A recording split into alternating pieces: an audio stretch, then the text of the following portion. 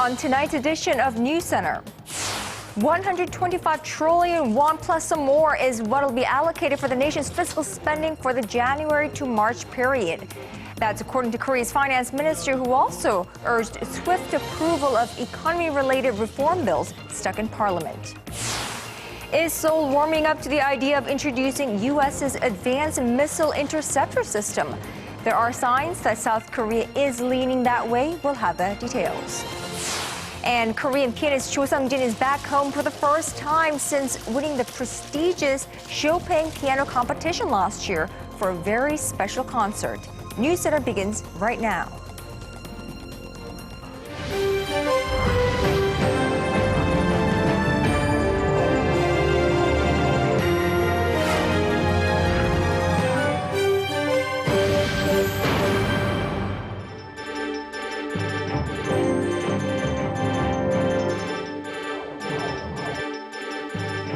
Good evening to our viewers in Korea. Hello to those around the world. This is News Center.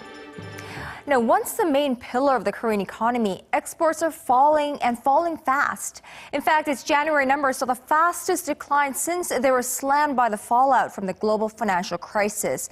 That was back in August 2009. As our Kim Min-ji reports, it's the latest warning sign regarding international trade as concerns mount about the drag on growth from a slowing Chinese economy and withering oil prices. Yet another big fall. According to the Trade Ministry, Korea's exports fell over 18% in January compared to the same month last year to stand at $36.7 billion. It marks the 13th straight month of decline and the biggest yearly drop in more than 6 years, when exports tumbled over 20%. By region, outbound shipments to the European Union rose 7%, while shipments to the U.S. fell 9% and to China over 21%.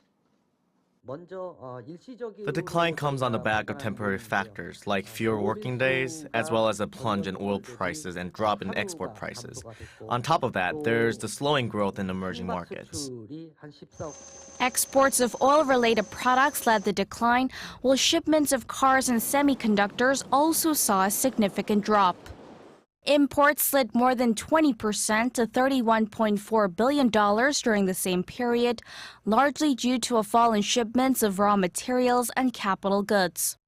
As a result, last month's trade surplus amounted to $5.3 billion, extending the surplus streak for a 48th straight month. However, it's not all positive, as the surpluses have mainly been driven by a sharp decrease in imports rather than an increase in exports, a trend analysts say is likely to continue. The world economy, particularly China, has experienced a painful slowdown, so Korea's exports will be affected. There are differing views on how the global economy will fare this year, but it's hard to predict a recovery anytime soon.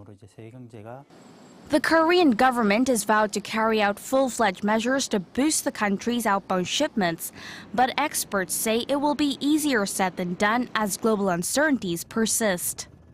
Experts are stressing the need to diversify Korea's trading partners in order to mitigate the losses instead of depending so much on China, which currently accounts for about a quarter of the country's exports. Kim Min-ji, Arirang News. And an additional budget on top of the 125 trillion won, that's roughly $104 billion, will be earmarked for the first quarter of this year. That's what Korea's finance minister is considering as an attempt to further boost the nation's economy hit by slowing exports. Now, Yoo Il-ho, who doubles as a deputy prime minister, told reporters earlier today, saying details of the supplementary budget or measures will be disclosed at a later date. He also stood with the Park administration in calling on lawmakers to pass urgent bills critical to revitalizing the economy. Song Ji-sun reports. Like standing on the edge of a cliff. That's how Seoul's team of economic chiefs described the current situation. Saying that the nation's future depends on the reforms, ministers urged lawmakers to pass economic bills as soon as possible, adding that policies are only complete with legislation. No reform is valid without timely legislation. The government has done its best to persuade the parliament to expedite passage of the bills, but time is no longer on our side. Senior Presidential Secretary for Economic Affairs An Jong-bum held a separate briefing in the afternoon, calling on lawmakers to let the government do its job first and later evaluate the outcomes. Citing the success of crowdfunding sites, he called on the need to deregulate and carry out reforms in the finance, labor, education, and public sectors. It took more than 2 years for the bill to be passed, which enables smaller firms to raise funds through various platforms, including the internet. A set of bills aimed at revitalizing the economy remain pending, including the one promoting the service sector. It's been over 4 years since the bill was proposed. On claims passage of the bill would result in the creation of an extra 690,000 new jobs in the sector and boost the nation's growth by 0.5 percentage point. With sluggish growth around the globe, including in Seoul's biggest trading partner, China, the presidential office stressed it is not enough to wait on demand to recover and that reforms are the only answer. The government will announce further plans to boost domestic demand on Wednesday at a meeting of economy-related ministers. 송지선, Arirang News. Well, nonetheless, the parliament remains deadlocked. The Speaker of the National Assembly had initially planned to meet with the representatives from the two main parties today to reach a compromise and approve some long-pending bills, but efforts to end the deadlock was dealt another blow. Arirang's parliamentary correspondent Shin Se-min reports. The presidential office of Cheongwade, the government, and the ruling Saenuri Party agreed to make all-out efforts to discuss and fine-tune the details of pending parliamentary bills on Tuesday. The planned meeting of the Assembly Speaker and the representatives of the rival parties had been postponed until after the tripartite meeting. Speaker Chung Hee-hwa expressed on Monday that holding the meeting with rival parties after the three-way gathering would yield a more favorable outcome. With Korea's rival political parties continuing to disagree on contentious bills, followed by the cancellation of the pre-scheduled plenary session on Friday, the Assembly Speaker is looking to do his part to speed up the legislative process. Currently, the two rival parties remain at odds. The main opposition, Minju Party of Korea, is putting priority on redrawing the country's electoral districts. How can there be discussions on revitalizing the economy when the country has not finalized a legal electoral map for more than a month now? While the ruling Saenuri camp is pressing the Assembly Speaker to exercise his power to table bills for a vote. The Assembly Speaker needs to come up with a solution to the current deadlock in Parliament because of the rival parties' continued failure to reach a settlement. With the pressure mounting on the Assembly Speaker as the political blocs are urging for solutions, concerns still linger over whether the contentious bills on revitalization and North Korean human rights will be tabled for a vote before the provisional session ends on February 7th. Shin Se-min, Arirang News. And this just coming in, even that day of Tuesday for the meeting of National Assembly and the rival parties is also not confirmed as of yet, and a later date will be set. Now moving on, South Korea seems to be warming up to the idea of introducing the U.S. Terminal High Altitude Area Defense System on home soil, following North Korea's nuclear test last month. The Defense Ministry in Seoul says its indigenous missile and the U.S. anti-ballistic missile system combined could form a powerhouse defense. For details, here's Arirang News' Connie Kim.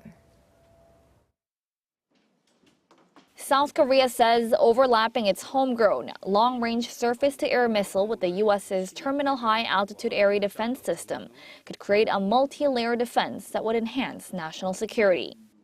LSAM and THAAD are virtually separate systems since the nature and range they cover are different. The LSAM is being developed as part of the Korean Air and Missile Defense Project, slated to be ready in the early 2020s.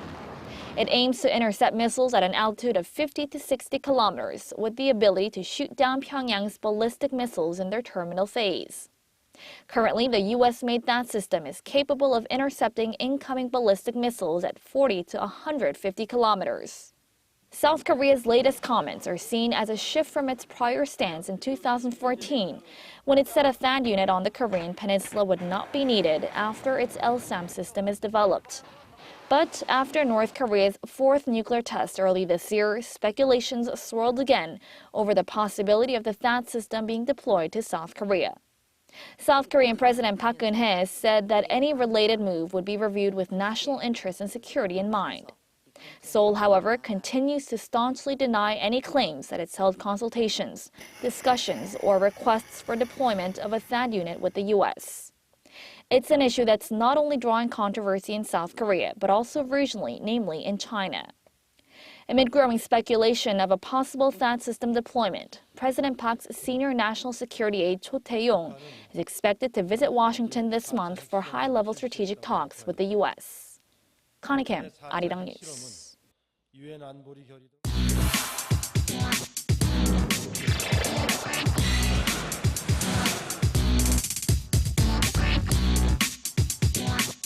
It's been over a month since Korea and Japan agreed on a landmark settlement on the Japanese military's sexual enslavement of Korean women before and during World War II.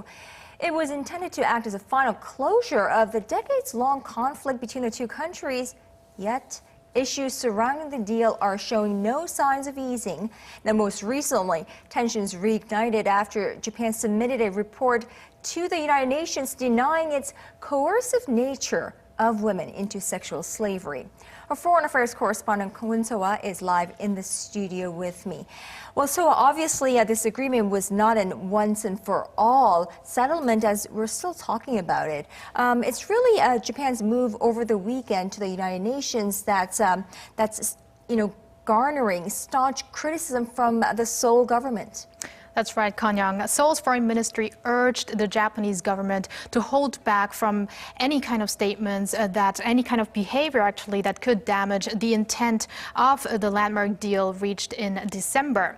Now, speaking to reporters on Monday, a senior ministry official offered some possible reason as to why Japan insists it does not coerce women. Now, the official said Japan believes women who were forced into sexual servitude were often tricked under the guise of employment by second parties, and therefore they hold no responsibility. Also, the Japanese military likely destroyed documents stating women were coerced into sexual servitude, and so there is no proof. Now, but the ministry says Tokyo's coercion is an undeniable historical fact, which it reconfirmed Sunday in response to the report that Japan submitted to the UN ahead of a committee meeting this month. We are urging the Japanese government to refrain from any words and actions that could damage the purpose of the apology and reflection made on behalf of the Japanese Prime Minister on December 28th last year, and instead actively show its stance on recovering the honor and dignity of the victims to help heal their scars. Now, so Korean lawmakers have also been on board in criticizing the Tokyo government. Exactly. So let's hear what ruling Saenuri Party lawmaker actually had to say on the issue earlier this morning. Although the agreement has lacking points, it was made for the future of the two countries. If Japan keeps on with its violations, the agreement itself will be difficult to maintain. Now, a similar statement came from An Cheol-soo, the founder of the minor opposition's People's Party. He accused Prime Minister Abe of speaking with a, quote, forked tongue. And, however, also called on the government to cancel the landmark deal altogether, criticizing President Park Geun-hye for not being able to handle the aftermath. Well, not only is this a political hot potato, this issue, it's also a very sensitive topic to the average Korean people. So do we have any up-to-date figures on public opinion? Yes, Kanyang, and it's not only the average Korean people, but of course also the Japanese people. And actually, the latest coming out of Japan is in a report this Monday on the approval rating of Prime Minister Shinzo Abe's cabinet. There was also a release on the bilateral agreement. So let's take a look at the chart here. Now, according to a poll by Mainichi Shimbun, 65% of Japanese citizens supported the deal struck on December 28th, while 25% did not. But when asked about whether they thought the agreement will solve the sex slave issue, more than 72% said it'll be difficult, while less than 20% were positive about it. Compared to Korea, it seems that Japan has more supporters for the deal itself, though. Slightly more than half of Koreans did not support the agreement in a Gallup poll from last month. I think it does make sense from the Korean perspective and, of course, Japanese perspective. And on top of all this, another party with interest in this matter have made remarks on the so-called comfort women issue. It's North Korea. Right. And its take on this matter is that it's accusing the U.S. of being the mastermind of all this, behind this whole deal. Exactly, Konyang. That is an interesting part there. Actually, North Korea state-run Korean Central News Agency reported that the Seoul-Tokyo Accord was the product of a plot from the U.S. So they are saying, according to Pyongyang, the U.S. was pulling all the strings behind the scene. So what would be the reasoning behind such a claim? Well, Pyongyang is saying that the U.S. wants to not only strengthen its partnerships, but power in the region. The KCNA said the U.S. forced South Korea and Japan to the negotiating table and that the deal was, quote, masterminded by the White House, which is seeking to use the two countries as stormtroopers in its quest to control Asia. So with all this controversy, would it be safe for us to say that it's really difficult to look at the deal as a solid settlement? Yes, that is what many experts are actually saying. So let's hear to an opinion that from an expert that I talked to earlier over the phone.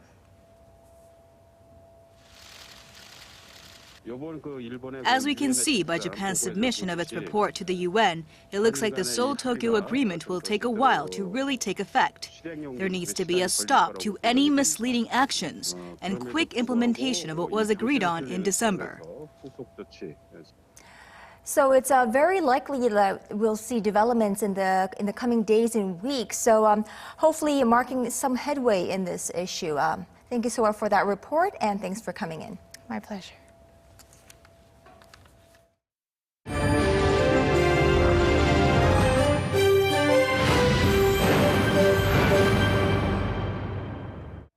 The World Health Organization will meet today to decide whether the Zika virus outbreak, suspected of causing a surge of serious birth defects, should be considered a global emergency on the scale of Ebola.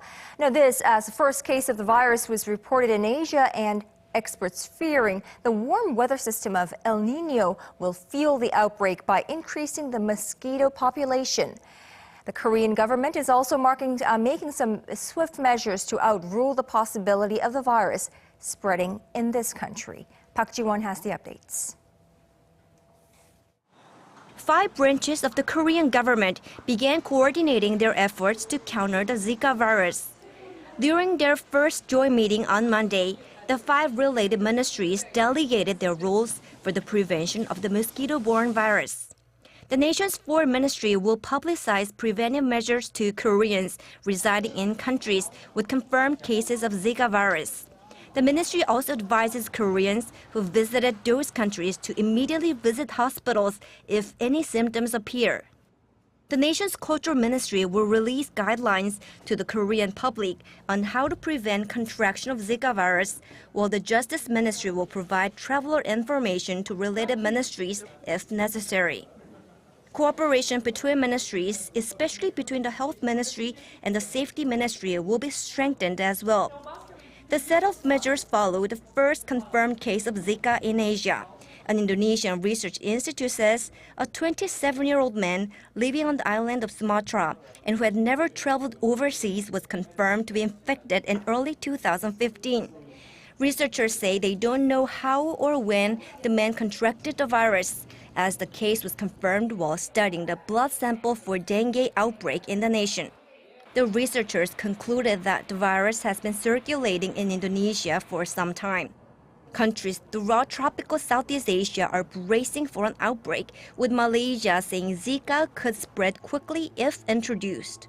Meanwhile, CNN reported that there's new speculation that El Nino is helping the infectious disease spread rapidly around the world. El Niño refers to a warm ocean current that's known to cause catastrophic weather conditions. The Zika virus is suspected of causing grave brain damage in newborns if contracted by pregnant women, with a vaccine for the virus yet to be developed. Park Ji-won, Arirang News. We reported over the weekend of the discovery of a fake bomb and a threat note at Korea's biggest airport. Well, local authorities assume it's more likely to be the work of a prankster than an actual terror group, but investigators have nonetheless stepped up efforts to track down the culprit. Arirang News' Han Daeun reports. Police have released a picture of the note found over the weekend in a men's bathroom at Incheon International Airport. The threat, which was printed, not handwritten, reads, "This is the last warning to you. Allah will punish." Officers assume the message was typed by a person with some Arabic skills who might have been learning the language for some time, as it showed only minor grammatical mistakes. Authorities will take the note to an institution that specializes in Arabic for an appraisal. They plan to analyze the unidentified suspect's Arabic skills and their personal characteristics through the appraisal. Officers are scouring some 80 surveillance cameras installed on the first floor of the airport's passenger terminal, but they have yet to find any decisive evidence. They say the bathroom in question is located far away from the cameras, making it difficult for investigators to identify people's faces or movements. Officers are also analyzing 19 fingerprints collected at the scene. And then, Arirang News. If you plan on visiting Korea in the near future, right about now might be just the right time. For the rest of this month, stores all across the country will be on huge sale, offering discounts to foreign tourists from shopping and lodging to transportation. It's all part of the Korean government's efforts to boost domestic spending. Our Oh Soo-young has the details. If you're visiting Korea as a tourist, it's time to hit the shops for the biggest sales events of the year. I heard from friends at home that there was going to be a huge sale here, so I've come during my vacation. I love Korean fashion. The month-long Korea Grand Sale kicked off on Monday, with prices heavily marked down in department stores, duty-free shops, malls and even supermarkets. On top of that, select branches are now offering tourists refunds on the 10% value-added taxes for items that cost between $25 to $166. With the Korea Grand Sale and the new tax refund system, we expect more tourist groups from abroad and increased cosmetics and merchandise sales. Amusement parks and hotels slashed their prices for tourists, and airline companies have unveiled whopping discounts of up to 90% on certain routes. Seoul City is also providing information services at major tourist hotspots such as Myeongdong, Hongdae and Gangnam. The Korea Grand Sale is part of the government's stimulus drive to fuel domestic consumption after weaker than expected recovery last year due to the outbreak of the Middle East respiratory syndrome in late May. However, market watchers worry it's a short-term fix. Similar events last year helped boost tourism, mitigating the impact of the MERS outbreak. But discounts could result in revenue loss and damage the brand image of companies. Domestic spending in October and November last year declined around 20% despite big sales events. The experts said the government's measures to encourage spending should not be limited to short-term gain. Tourist programs with strong cultural content need to be devised in conjunction with businesses to attract a steady stream of visitors to the country. Oh Soo-young, Arirang News. Prize-winning and now world-class, I dare say, pianist Cho Seong-jin is in Seoul on his first visit back home since winning the prestigious Chopin piano competition last year. Well, much to the delight of his home fans, he'll be performing some of his chart toppers at a special concert. Our Kim Ji-yeon has more on this piano prodigies who breathed fresh life into the classical music scene. Korean pianist Cho Seong-jin is back in his home country for the first time since his win at the 17th International Frederick Chopin Piano Competition in Poland last fall. He and 5 other Chopin winners are performing in a gala concert in Seoul on Tuesday. Ahead of the event, the 21-year-old piano prodigy announced that he will be releasing another album with renowned classical music label Doi-ichi Gramophone. His first solo album, released in November under the same label, had 30 tracks of his live award-winning performances. It posted record sales and was a nationwide hit. More than 80,000 copies were sold in Korea last year alone. His achievement spurred a rise in popularity of classical music albums overall, which is unprecedented considering most albums in the category have struggled to reach sales of 10,000 in the local market. I want to know who you are as a person, so I would like to ask you some personal questions. What made you fall in love with playing the piano when you were a child? Well, not only piano, I only played the violin when I was a child. But violin, it was very difficult for me to practice because you had to stand up and play the violin. And piano, we don't need to stand up, so that's why I just prefer piano. In contrast to the wit and charm that came across in front of the cameras and reporters, Cho described his experience playing the Chopin competition as nerve-wracking. He said he was relieved by the results, though, and hopes to continue to pursue his dream to perform around the world. Cho also said that he is excited for the opportunity to record a performance for his forthcoming album with Korean maestro Chung Myung-hoon in Dresden this April. Kim Ji-yeon, Arirang News.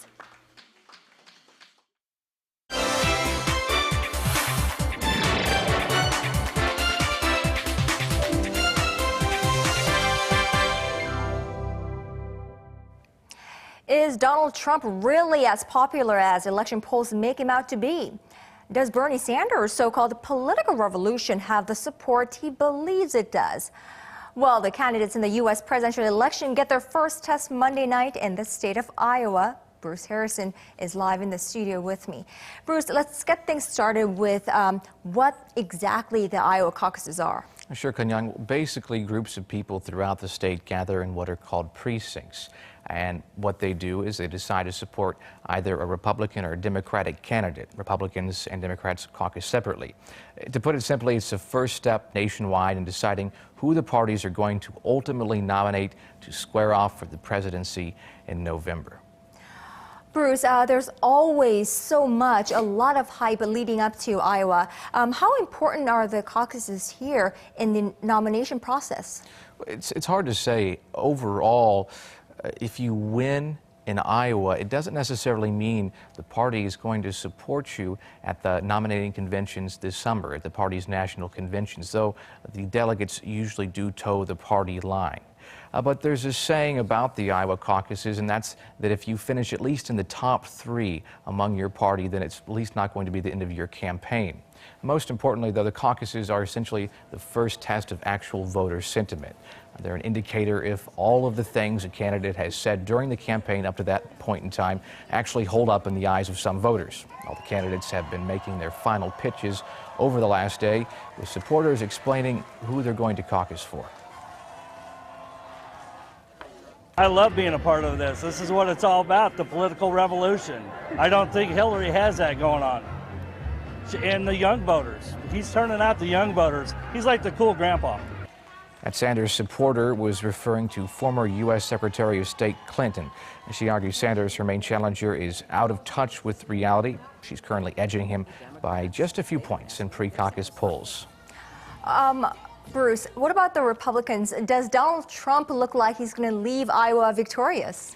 Well, up to this time in national polls and in Iowa, he's been leading the race, and he's got about a 5-point lead over Ted Cruz, Texas Senator Ted Cruz, heading into the voting in Iowa. Behind Cruz, in third place right now, is Florida Senator Marco Rubio, who once led. 2016 is a referendum on our identity as a nation and as a people. And that's why we have to win. I'm asking you to caucus for me because if I'm our nominee, we win. Ultimately, Iowa only sends 1% of delegates to nominating conventions, but the momentum a win can provide candidates can impact who lands in the White House. If someone on my... The Party of Peace icon Aung San Suu Kyi represented Myanmar's parliament today as the majority parliament for the first time after decades of sometimes violent political struggle. The parliamentary session is another step on the way to installing a democratically elected government. The new lawmakers elected Win Mint of the NLD party as the Speaker of the House of Representatives, who will begin a 5-year term from 2016. This parliament is, I think, better than first one. Right. We can do more, we can try more, and we can try the best. One of Parliament's first jobs will be to elect the country's next president. But Bruce, under the Myanmar's constitution written by the military junta, that president cannot be Aung San Suu Kyi. Sure, of course, the Constitution was laid out in 2008. Her children are not Myanmar citizens, so she's not eligible. Basically, what's going to happen is each chamber of parliament is going to put forth a candidate, and then a portion of seats controlled by the military, they'll also have a nominee. And then the whole Congress will elect one person among those three. Interesting enough, as Aung San Suu Kyi said during the campaign last November, that regardless of who is president, she will control the government entirely. Right. She said she will have a position above the president. Just how she will do that, I'm sure the Nobel laureate has it all figured out. Her party hasn't said how yet, so we're waiting to hear. All right, Bruce, thank you so much for that. My pleasure.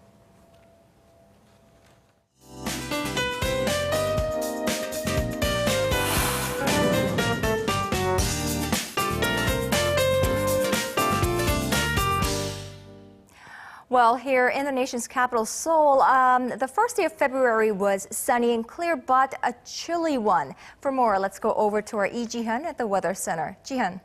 Hello, Gun-young. Yes, what a cold start to the new month. Cold wave alerts have been issued again in upper parts of the country, and a dry weather advisory is in place here in the capital and the surrounding areas. And really, I thought spring was on the way. So why have conditions gotten so cold again, Ji-hyun? Well, a late cold snap is sweeping across the central regions as the cold Siberian high expanded. So we are getting plenty of sunshine, but temperatures are freezing and the air is very dry. And today's lows were dragged down to near -10 degrees Celsius. And this system is going to stick around for the next couple of days. So while sunshine is in the forecast for most parts of the country, there will be heavy snow falling on Dokdo and Ulleungdo Island with up to 20 centimeters of heavy snowfall expected till tomorrow, and that's due to sea effect snow, and coastlines along the Jeollado provinces could also get sporadic snow flurries tomorrow morning. But temperature-wise, the central regions will be as cold as today, so let's take a closer look at the readings for tomorrow. Daily low here in Seoul will kick off at -9 degrees Celsius, -4 for Daegu, and Busan and Jeju will start out the day at -2 and 2. And as for the daily highs, they should be slightly higher than today, but still quite cold, topping out at 0 here in Seoul, 4 for Daegu and Jeju, and Busan will top out at 6. Now this cold snap will be short-lived. We'll see a return to seasonal norms starting Wednesday afternoon, then warming trend is on the way. That's Korea for you, and here's a look at the weather conditions around the world.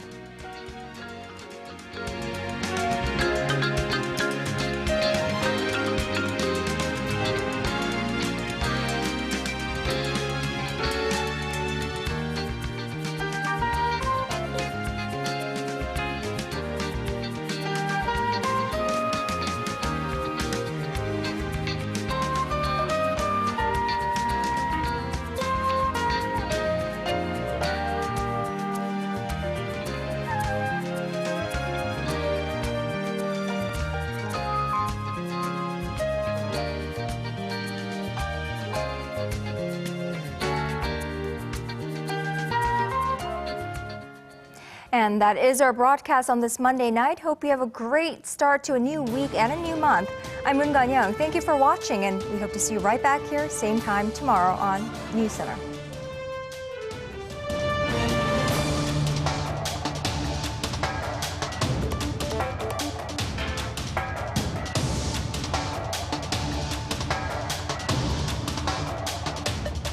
Thank you.